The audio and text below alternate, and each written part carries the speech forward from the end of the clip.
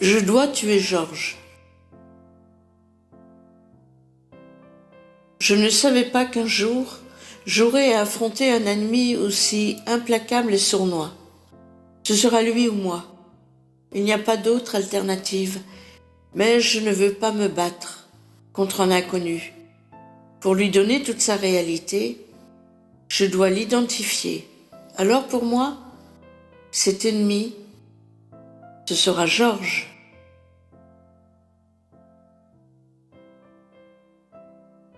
J'ai toujours aimé les fruits de mer, les crustacés surtout.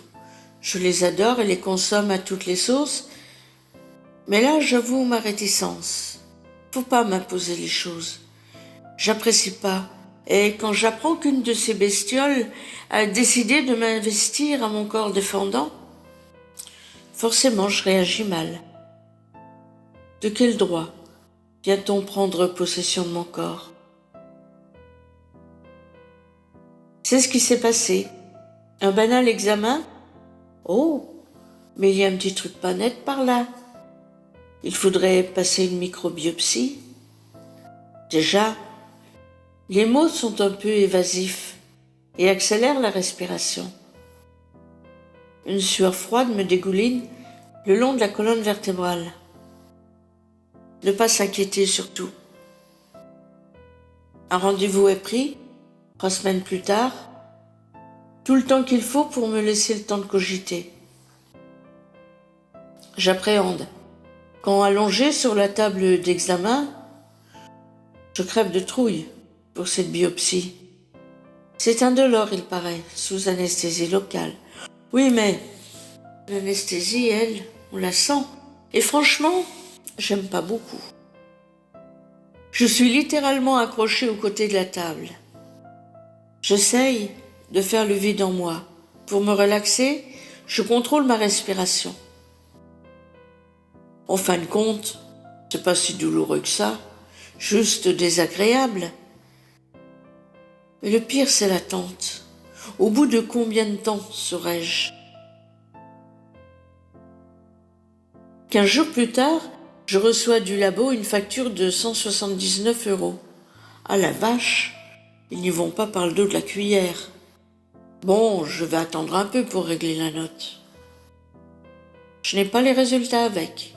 Ils sont transmis à mon médecin traitant et à ma gynécologue. Un jour, j'étais depuis un bon bout de temps au téléphone, j'ai eu plusieurs bips m'avertissant que l'on essaie de me joindre. Oh, sans doute un appel publicitaire. Je poursuis donc ma conversation. Une demi-heure plus tard, je regarde quels sont les appels entrants que j'ai loupés. Quand je vois que c'est mon médecin qui essayait de me joindre par 5 fois, j'ai une drôle de sensation au creux de l'estomac. C'est rare, très rare même qu'il appelle. C'est arrivé pour mon dosage INR, pour ma coagulation sanguine, quand j'étais en surdose ou en sous-dose. Je le rappelle aussitôt. Bonjour docteur, vous avez essayé de me joindre cet après-midi? Oui, bonjour madame.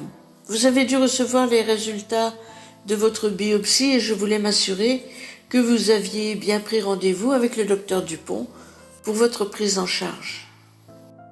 Ah non, je n'ai pas eu les résultats, par contre la facture oui.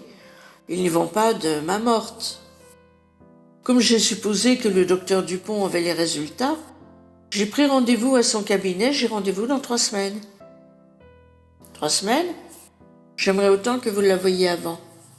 C'est si mauvais que ça? C'est pas terrible. Je suis désolée de vous apprendre ça au téléphone, je croyais que vous saviez. J'aimerais quand même que vous avanciez votre rendez-vous. Ok, docteur, je vais le faire. Dardard, la boule au ventre, je téléphone au cabinet de gynécologie. J'explique à la secrétaire la situation. Elle me répond qu'en cas d'urgence, c'est au médecin traitant d'appeler. Bon, je rappelle mon médecin qui tombe des nues. Il est sympa, mais toute cette lourdeur, comme s'il n'avait rien à faire.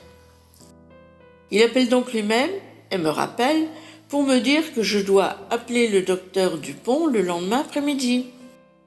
Ce que je fais bien sûr, mais c'est la secrétaire que j'ai en ligne. Elle me propose un rendez-vous le lendemain à midi, 19 juillet. Je me dis qu'un rendez-vous à midi, je ne devrais pas attendre longtemps. Il y a 2 bonnes heures d'attente. Ça y est, c'est mon tour. La dernière fois que je suis venue, et la seule d'ailleurs, oh, c'est si loin que ça, 4 ans. C'est fou ce que le temps passe. On fait donc un état des lieux. Elle m'explique les résultats. Oui, j'ai un cancer, tout petit, mais il faut l'enlever. Je lui explique ma manière de voir. Je suis du genre fataliste. S'il ne tenait qu'à moi, subir des traitements qui vont me pourrir la vie sans garantir de résultats, pas sûr que j'en ai envie. Oh, elle est sympa, très professionnelle. Elle m'explique que mon cas est le meilleur cas de figure. Oui, j'ai un crabe qui s'est niché là, dans la douceur de mon sein droit. La saleté, je ne l'avais pas évité. Il est tout petit, même pas 1 centimètre. Facile à déloger, il suffira juste de l'ôter. De suite, moi je me braque, je me révolte, j'angoisse. Mes doudounes, j'y tiens, elles sont ma fierté, hors de question qu'on les mutile. Elles m'apportent tellement de plaisir. Le docteur me rassure. Je ne connais pas tous les processus d'intervention, mais dans votre cas, l'intervention sera sans doute bénigne, juste une petite cicatrice, et après l'intervention, un petit peu de radio, un traitement hormonal, tout devrait aller. Je ne pleure pas. Je ne pleure que devant certains films, à l'eau de rose. Là, je me retiens, je serre les dents. Soudain, j'ai peur. Je suis terrifiée serait le mot le plus juste. J'imagine le pire. La seule fois où je l'ai vu, j'étais sous traitement lourd, antidépresseur, anxiolytique, antalgique, somnifère, régulateur de l'humeur. Je sortais de 6 semaines d'hospitalisation après une tentative de suicide. Oui, je ne supportais plus l'état déplorable dans lequel j'étais. J'étais devenue un légume à cause des effets indésirables de ces traitements pris durant plus de 40 ans, sur prescription médicale et sans interruption. Je lui dis mon long combat pour parvenir à me désintoxiquer, le manque d'écoute du corps médical, quand je demandais l'arrêt de ces traitements, et enfin, ma renaissance, grâce à un nouveau thérapeute qui m'avait prise en charge à ma sortie d'hôpital. 2 ans avaient été nécessaires pour me désintoxiquer, complètement. J'étais redevenue une femme créative, en pleine possession de ses moyens. Oui, je lui ai raconté tout cela. Les bouquins que j'avais publiés, oh, pas grand-chose certes, de la poésie, mais aussi un autre bouquin qui racontait justement cette lente descente dans l'enfer des psychotropes et qui était en passe d'être édité par une vraie maison d'édition. Je lui dis que j'étais en quelque sorte devenue allergique à la médecine traditionnelle et que depuis ma résurrection, j'avais pris l'habitude de me soigner par les médecines naturelles et elles étaient efficaces. Je lui ai parlé du Zona de l'année précédente dont j'avais réussi à calmer les douleurs intolérables avec une synergie d'huiles essentielles et du vinaigre de cidre bio. Bien entendu, je lui ai parlé de la fibromyalgie dont je souffrais depuis plus de 6 mois et dont je calmais l'intensité des douleurs avec des produits naturels, glucosamine chondroïtine et synergie d'huiles essentielles diluées dans du miel, encens, curcuma, gingembre, laurier noble, menthe poivrée. Si les douleurs ne disparaissaient pas complètement, elles étaient plus supportables et le rhumatologue consulté m'avait dit qu'il ne ferait pas mieux. Alors pour moi, il était hors de question que je retombe dans ce cycle infernal des lourds traitements médicamenteux, dont les effets indésirables, nombreux, me rendraient encore plus malade. Comme je refuse également une intervention au niveau local, trop de mauvais souvenirs avec cet hôpital en qui je n'ai aucune confiance, Madame Dupont m'adresse directement à l'Institut de cancérologie de Lorraine. Elle me prend un rendez-vous et met en place le parcours sain. Mais en période de disette et de vacances, les délais sont un peu plus longs. J'ai donc rendez-vous 3 semaines plus tard. Je veux me donner un peu de temps. Une envie soudaine de me vider la tête, de prendre des vacances avant l'intervention. J'ai un nouvel homme dans ma vie, depuis peu. Il est dans une situation assez difficile, un changement de vie, une rupture, un déménagement. J'ai des scrupules à son égard. Ai-je le droit de l'entraîner dans une telle galère ? Il me rassure, il a une vision idéaliste de l'amour. Quand on aime, c'est un tout. On ne prend pas que les bons moments. Oui, j'ai des scrupules, mais j'ai tellement envie de me laisser aller à sa douceur, de me pelotonner dans sa tendresse et dans ses bras. Parce que j'ai peur. J'ai froid. Allez, on verra bien où tout cela nous mène. Nous envisageons de partir ensemble dans une région que nous affectionnons tous les deux, la Bretagne. Et si cette sale bête gagnait ? Ennemie invisible, elle est là, indolore, toute petite, mais qui ne demande qu'à grossir si je ne fais rien. 2 jours que je sais. La révolte est passée.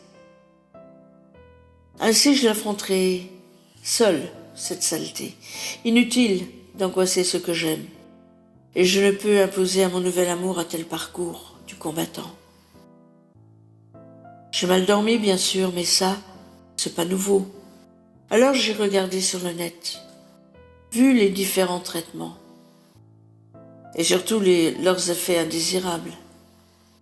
Il y en a des tonnes, et je n'ai nulle envie de les subir. J'ai rendez-vous à l'ICL dans 3 semaines. Je ne sais pas si je pourrais refuser l'intervention. Par contre, pas question de radiothérapie qui crame plus de cellules saines qu'autre chose. Les effets indésirables, fatigue physique et morale, avec risque de dépression, troubles sexuels, réactions inflammatoires, œdème, effets sur le sang. Voilà pour les plus courantes. La chimio ? N'en parlons même pas. Tout comme l'hormonothérapie. 3e jour. Il est 5h45, je suis debout, réveillée depuis 3 heures. J'ai les idées claires, en paix avec moi-même. C'est canicule aujourd'hui. Il fait 17 degrés. Le ciel est magnifique. Le soleil, encore caché derrière la colline. J'ai ouvert en grand mes fenêtres, tant que la fraîcheur est encore là. Ainsi donc, j'ai un nouveau compagnon que je n'avais pas sollicité. Il s'est installé en moi à mon insu. Alors, comme je suis bonne fille et quelqu'un de très accueillant, je vais bien m'occuper de lui. Tiens, si je lui donnais un prénom. Si un jour vous me lisez, il est probable que vous me trouverez un peu, voire beaucoup allumé. Non, non, ce n'est pas mon état naturel, mais dans les petits cadeaux de la vie, j'ai toujours réagi à ma façon. Pourquoi en serait-il autrement cette fois ? Depuis que je suis seule, je refuse de prendre un animal de compagnie parce que je sais que je souffrirai si je le perds. Ainsi va la vie, direz-vous. Ok. Seulement voilà, je n'aime pas souffrir inutilement. Je crois que dans ma recherche d'un nouveau compagnon, je fais pareil. Depuis mon divorce, j'ai perdu quelques compagnons dans des circonstances horribles, parfois. Incendie, cancer du pancréas, de l'estomac. Certaines de ces relations ont été très éphémères, quelques mois. Comment ne pas être traumatisé par ces pertes, vécues à chaque fois comme un nouvel abandon ? Aimer ? Aimer à nouveau ? Un rêve qui me fait peur. Une peur viscérale. Alors je mets les critères bien haut. Trop haut, me répondent mes amis. Qu'importe, si en fixant de tels critères, j'accrois les difficultés. Ce n'est peut-être que le moyen que j'ai trouvé pour m'épargner de nouvelles souffrances. Mais oui, à un certain moment, je reconnais que j'aimerais tout simplement me blottir dans les bras d'un compagnon comme une vieille petite gamine, affamée de tendresse, mais passons. Le nouveau compagnon que la vie m'impose, je vais l'appeler Georges. Il est temps de fermer les volets et les fenêtres. Le soleil vient de se lever derrière la colline. Je suis dans la pénombre. Le ventilateur tourne, il est 17 heures. Je vais aller prendre mon petit déjeuner. Georges, celui-là, je n'aurai pas peur de le perdre. Au contraire, je vais bien le nourrir, cet indésirable. Tiens, c'est marrant, il me fait penser à un Tamagotchi, vous vous souvenez? Créé dans les années 95-96, il faisait fureur dans les cours de récréation, et pas que d'ailleurs. Une vraie folie, même chez les adultes. Si on ne voulait pas que ce petit animal virtuel de compagnie meure ou que le jeu ne fonctionne plus, il fallait s'en occuper tout le temps. Le sortir, le nourrir, s'occuper de sa toilette. Après, il y a eu les Pokémon. Le gentil Pikachu. Trop mimi celui-là. Les Tamagotchi nouvelle génération reviennent. Moi, j'en ai un qui s'est invité tout seul. Même pas eu besoin de faire les magasins à la recherche de la pièce rare. Ce brave Georges. Dommage qu'il ne soit pas virtuel, lui.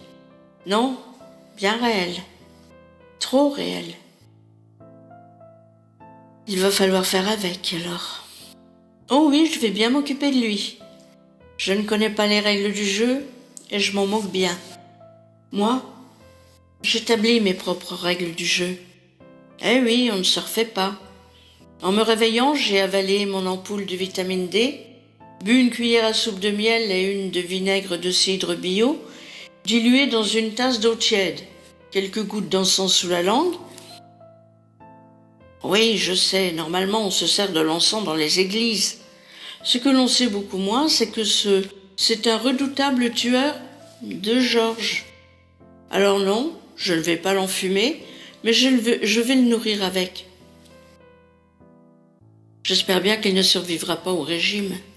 Ensuite, j'ai massé mon sein droit avec de l'huile essentielle d'encens et de l'huile végétale de jojoba. Oui, je vais si bien m'occuper de Georges qu'il va peut-être se carapater tout seul. Mon rêve. Je rigole. Un rêve impossible sans doute. Mais je ne vais pas rester comme ça, les bras croisés, à me morfondre en attendant ma consultation lycéenne. Non, sûrement pas. Et puis quoi encore? Le laisser grandir en moi sans rien faire? Finalement, c'est mieux de se battre seul. Personne pour vous contredire.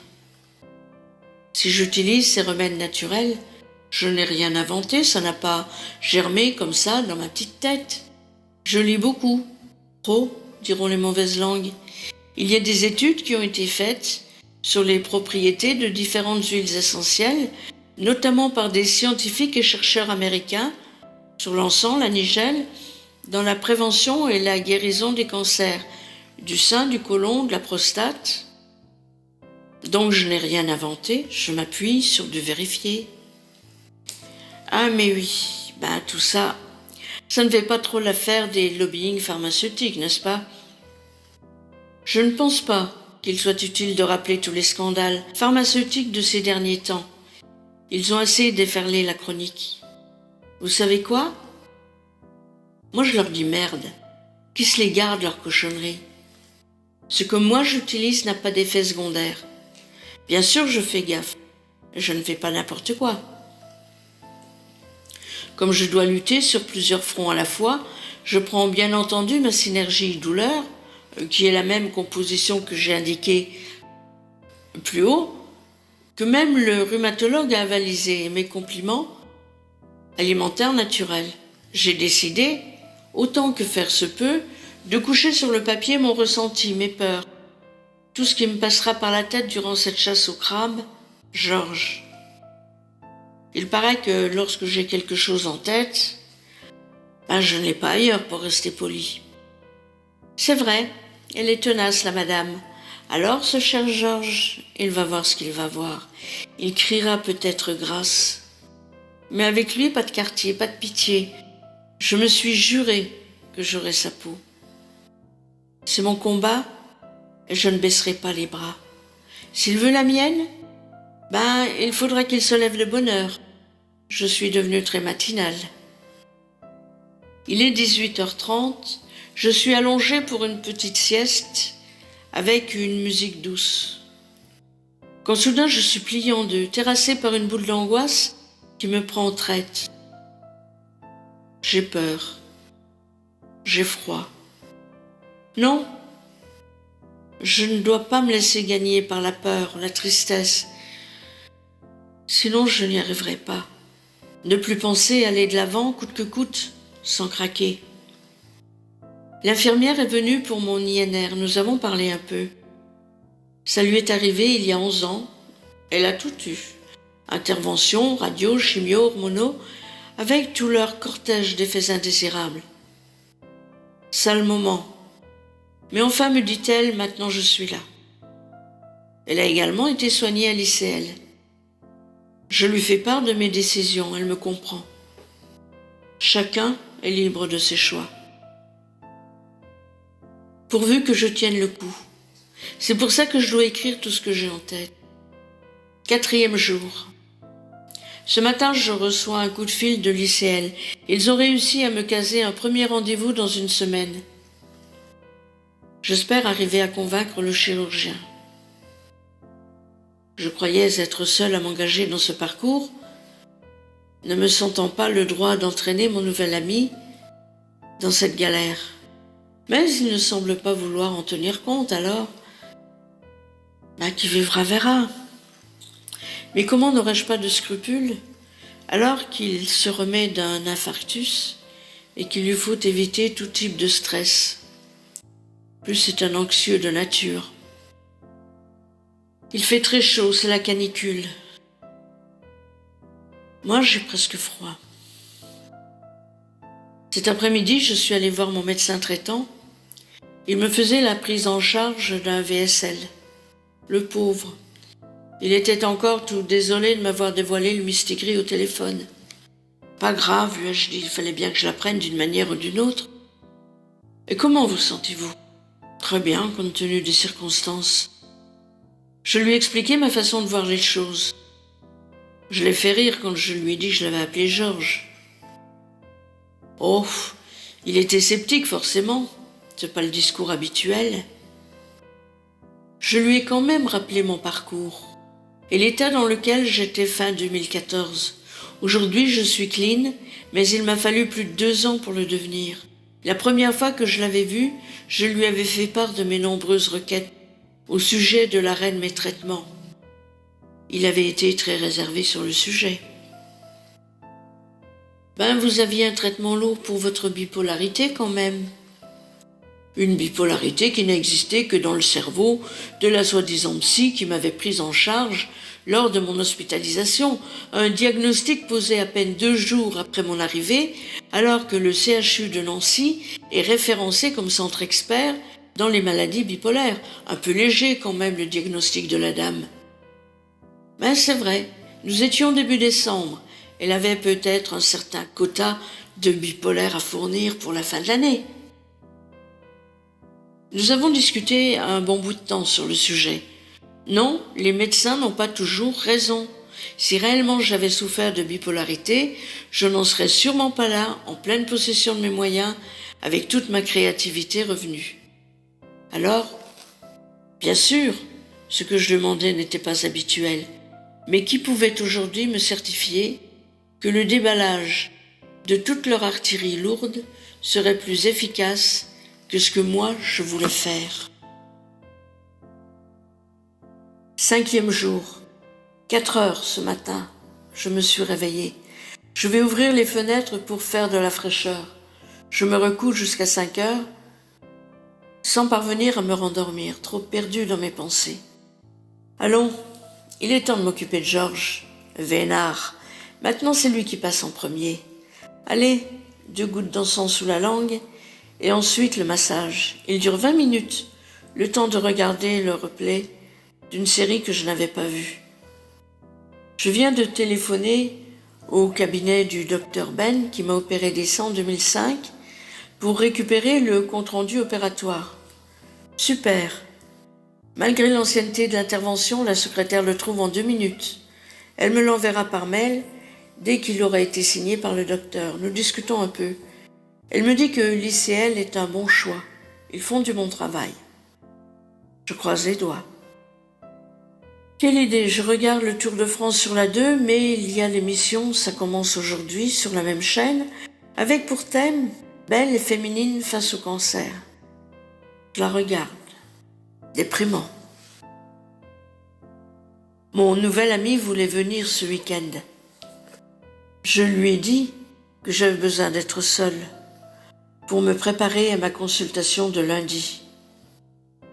Il a du mal à comprendre. Oui, je lui explique qu'il serait bon de m'abandonner dans ses bras. Mais à vrai dire, j'ai peur de craquer. J'aurai des décisions à prendre. Il faut que ce soit les miennes. Seulement les miennes. J'ai peur de manquer de courage. Alors, je préfère rester seule dans ma tanière comme la vieille sauvageonne que je suis. Inutile, puisque que j'aime s'angoisse inutilement. Je viens de me relaxer en écoutant une musique Reiki. Je recommence à angoisser. S'il faut une mastectomie, je vais demander avec reconstruction immédiate. Le hic. Est-ce pris en charge en totalité? Si c'est pas le cas, les carottes sont cuites. C'est le cas de le dire, pas dans mes moyens. C'est comme les cures pour les douleurs. Si t'as la CMU, tu ne débourses rien. Si tu dépasses d'un chouïa le plafond de la Sécu, tu payes. Pas dans mes moyens. Est-ce que cette fois encore, le combat va s'arrêter faute de munitions? J'ai envie de hurler de rire pour ne pas hurler de rage. Ce serait trop con. J'ai besoin de toutes mes forces et de mon énergie dans les mois qui vont venir. Je n'oublie pas que mon bouquin sort à la rentrée d'octobre. Il manquerait plus qu'il sorte à titre posthume. Avec la chance que j'ai, c'est encore du domaine du possible. Il y en a qui doivent bien se marrer quelque part, dans une vie parallèle. Ceux ou celles qui m'ont gentiment dit que la vie était une tartine de merde et qu'on en mangeait une bouchée chaque jour et qui me l'ont souhaité bien longue et bien épaisse pour que je puisse la déguster à loisir. Oui, il y a des gens qui m'aiment bien. Je suis fatiguée soudain, avec une chape de plomb qui me tombe sur les épaules, comme si des âmes bien intentionnées voulaient me saper tout mon moral, mon énergie. Ce serait si facile au fond de baisser les bras. Je suis un peu fatiguée de toutes ces bagarres inutiles. Dès que j'arrive à trouver une solution à peu près acceptable à un problème, il y a un autre qui me saute à la figure. 6e jour, je prends l'habitude de me réveiller vers 4h30, mais j'ai bien dormi peut-être parce que j'ai doublé le dosage de l'huile essentielle d'encens. Ça semble aussi avoir de l'effet sur mon moral, mes angoisses. Je me sens apaisée. Damien m'a appelé vers 5h30 quand il part à son travail. J'aime quand il m'appelle comme ça. J'aime bien sa voix, elle me rassure.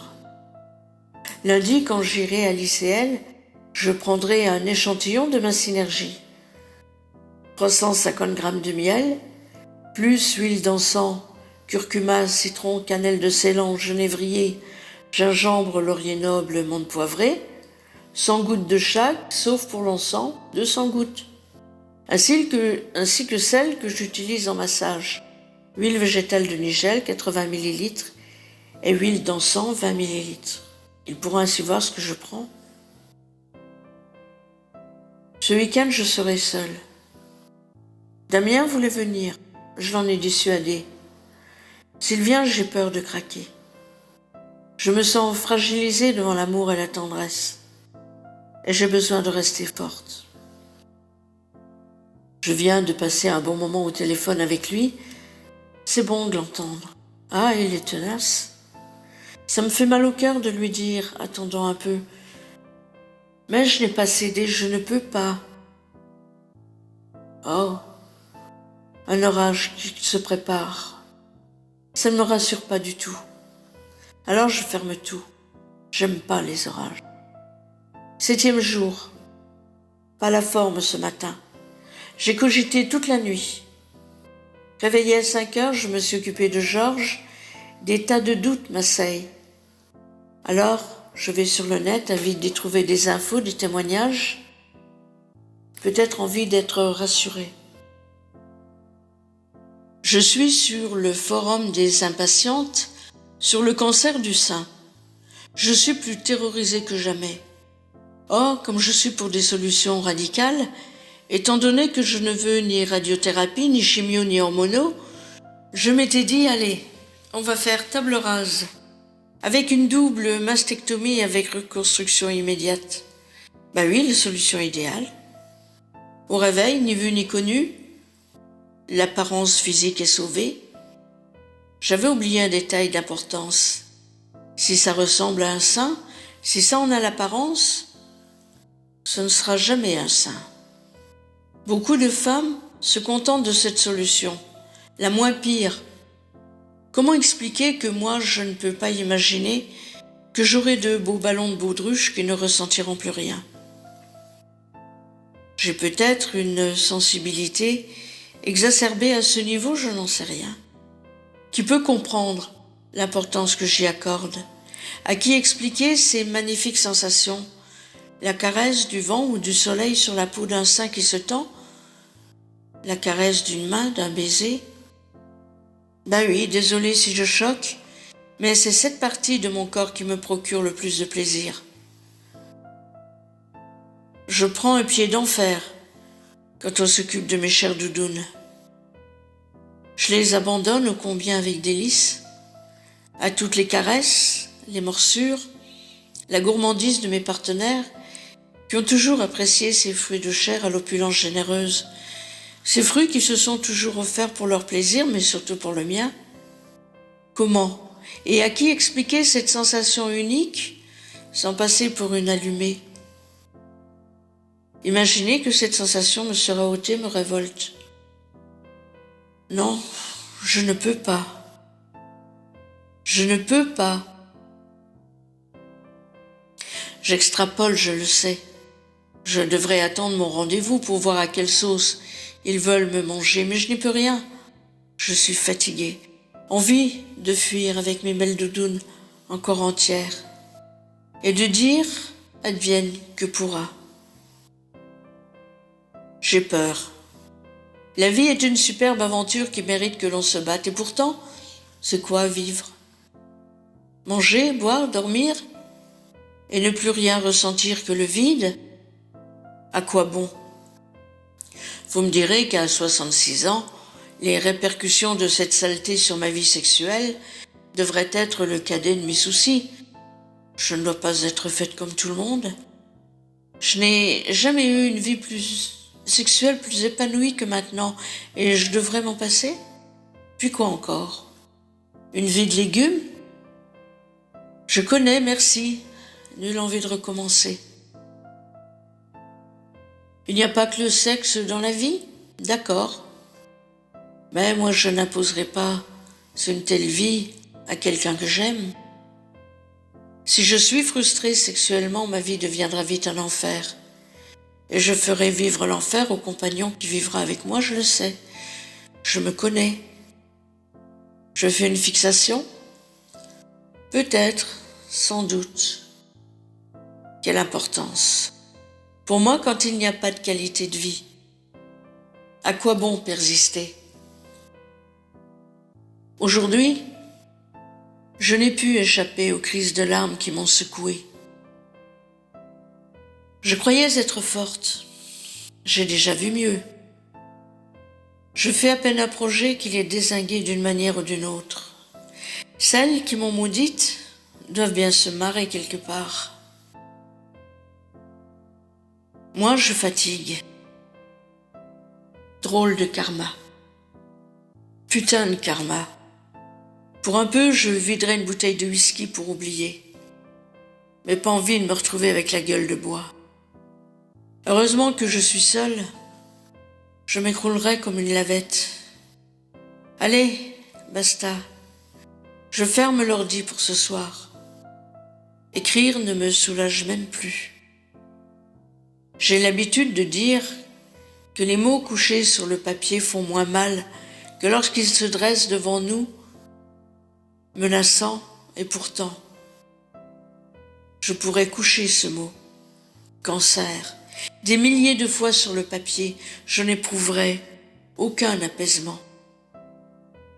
Ce n'est pourtant qu'un mot, et il me tue.